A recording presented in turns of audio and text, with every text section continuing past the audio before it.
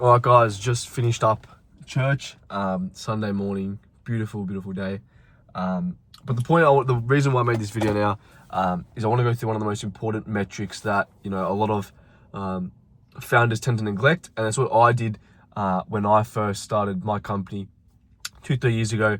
And it's one of the most important things if you want to grow your business exponentially. Okay, now, whenever you start a business or you have your business, a lot of people think there's like a hidden strategy, like one tactic to, scale your company. If I have this one cold email script, if I get this one ad correct, if I get this one customer, I'm going to 10x my business. Like, everyone thinks of like these hidden tactics they think they need.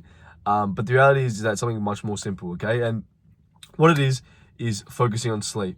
Now, I know it sounds boring, and it's like, well, what do you mean, like, focusing on sleep? Like, I don't need sleep. That's something that I used to have, that paradigm. I used to have that perception of like, oh, I don't need sleep. Like, 4 hours a day is fine. I need to wake up earlier to do more work. It's a wrong mindset. I'll tell you why in a second, okay? So, I'll tell you a quick story about me. When I first started my company, I used to wake up at 4 a.m. Every day, no matter what. So, if I went to bed at I used to go to bed very, very early. I was still getting 7-8 hours of sleep. But if I went to bed at 9 or 10 p.m. one night, I still have to wake up at 4. If I went to bed at 11 or 12, I still have to wake up at 4. Okay? And what that did is it actually deteriorated my energy. Okay? So, how you have to view your business or yourself is all you are is energy. Okay?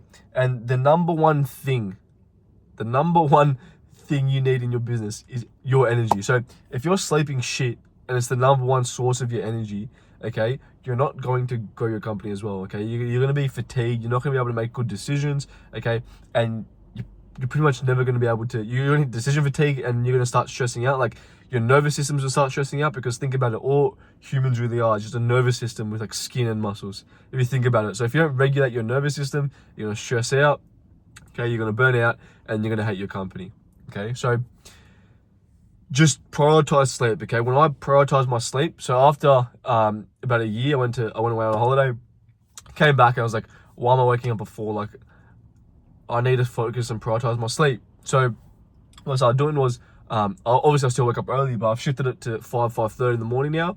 And I've got no stress, more energy in the business. I can work harder. It's just tremendous amount of benefits. And if you still think like, oh no, I don't think, if you're still trying to reject that paradigm and that perception I'm telling you guys, think of all of the best athletes in the world, okay? Now, obviously, you're gonna think like Kobe Bryant and stuff, people wake up at 4 a.m. But they're all disciplined at rest, okay? If that makes sense. Like, you have to think of like a scale. If you're 100% disciplined and you don't rest, like, you're fucked. You need to be disciplined at both. You need to be able to be disciplined at rest. And rest, the majority of it includes sleep, okay?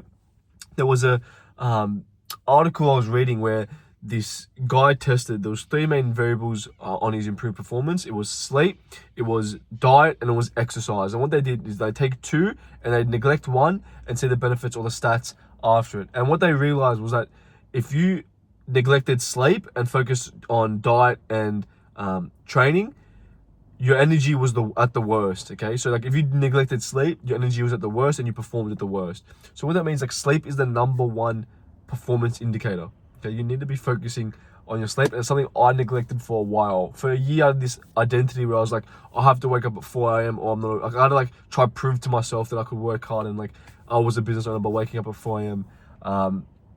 And it was stupid, okay? Yes, it was good to, experience it, but like, if you're not sleeping, you're not going to get the results you're after, okay? So that's basically what I wanted to cover in regards to like sleep. Now you're probably thinking like, oh, well, how can I improve my sleep? I'll go through some of like the 5 to 10 strategies I use now, okay, to improve my sleep, because some of it's gonna sound a bit fucking weird, or like, why do you do this for your sleep? But this is like how serious I take my sleep now. So the first thing I do is I track my sleep now. So I've got a Whoop band, honey, and every night I pretty much track my sleep. So like, time I sleep, my REM. So a quick indicator, you want your deep sleep and your REM to be about 3 hours plus. That's how you know you've had a good sleep. And obviously push for 8 hours of sleep a night. So that's like your deep sleep. I don't know the difference between them, to be honest. I forgot. I remembered it from reading it from an article, but I forgot the difference between REM and deep sleep. But you want those two combined to be 3 hours plus. Okay, and the reason why you want a Whoop band is because you need to be able to track your data. That on Oura Ring, okay, you want to be able to track your data. Like you can't make a decision split. Like I split test everything. Like in marketing, you split test.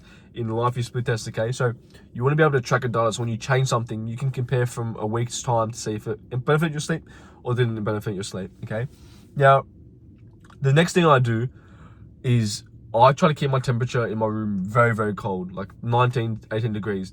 Like obviously I still live with my family, but sometimes they don't want the aircon on, so I went out of my way and bought like a portable aircon so I can keep the temperature colder. Like I like my room very, very cold. It's been benefited or scientifically proven that I think 19 degrees or something very, very cold, one of those percentages or degrees, sorry, is the best for sleep, not too hot, okay? Next thing I do is I take magnesium tablets and I also take chamomile tea with honey, like an hour before I sleep. That puts me to bed like a baby and you get the best sleep. You get the best sleep ever. My deep sleep and REM is like 4 hours, 4.5 hours. And I think it's majority due to that magnesium and the chamomile tea. Like it's the best. Like go to Woolies right now or whatever convenience store you have and go get chamomile tea and have it with honey. With you guys will crash at night. I'm telling you. Okay. Next thing I do is I don't sleep with my phone in my room. Okay, I leave my phone downstairs on charge, and basically I won't touch my phone like an hour before I sleep. Okay, another thing I don't do, and if I want to like text a client or something emergency, what I'll do is you can put night shift on your phone, and basically what that does is it makes your phone like the warmer, so it removes the blue screen, and you can put it on for like 7 p.m. or 8 p.m. like an hour before you sleep, and basically that's gonna help with like forgetting the blue light in your face. So I try to rest like an hour before, try to relax and do nothing. What else I do? The reason why I don't sleep with my phone in my room as well is because I don't bring my phone to the office in the morning. So when I wake up, I leave my phone at home. I've got 2 phones, one for a work phone and one for this. My work phone's just got nothing on it. The only reason why I bring my work phone is because I need to scan in to get to my office. But basically I don't touch my phone for like the first 4 hours of the day. It's been a game changer for me when I've done that as well.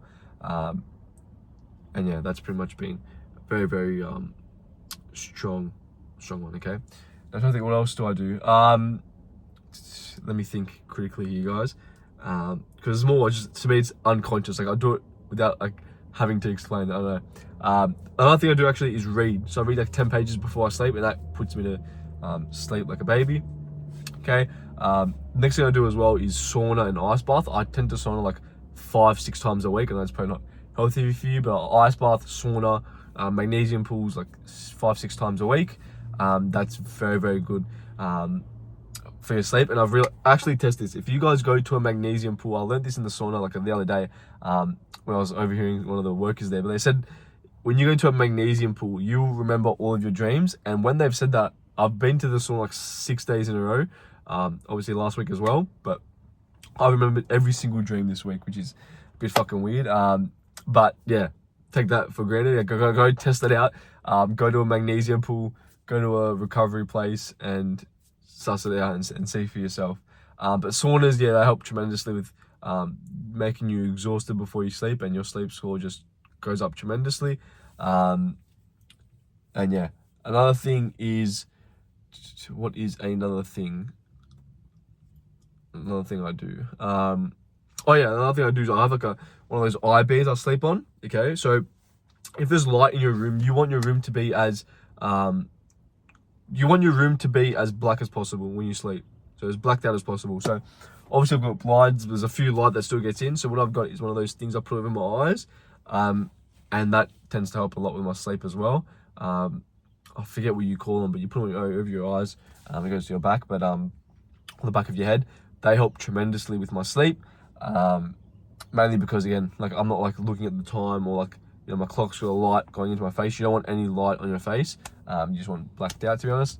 Another thing as well, silk pillowcases. I got silk pillowcases a couple of weeks ago from Amazon. They're really, really good for, you know, making your pillows comfortable. And then yeah, another thing, and then most of the other stuff's like common sense. Like if you're gonna drink alcohol, you're gonna have a fucking shit sleep. Even if it's one beer, like try to avoid alcohol. I went 2 years without drinking alcohol, and even now, like I'll probably drink once a year, once or twice a year. I don't really drink much, to be honest. But yes, like alcohol, no matter what, like, these are little strategies that I use. No matter what though, if you use these little strategies and you start drinking alcohol and start doing stupid shit, these aren't going to help with your sleep, okay? It's like an 80-20 rule. These are like 20% of the items that are going to help, like 20%. 80% is like normal stuff, like have a good diet, don't eat shit food, don't drink alcohol, get 10K steps. Like this is like the 80%. Those are like little strategies.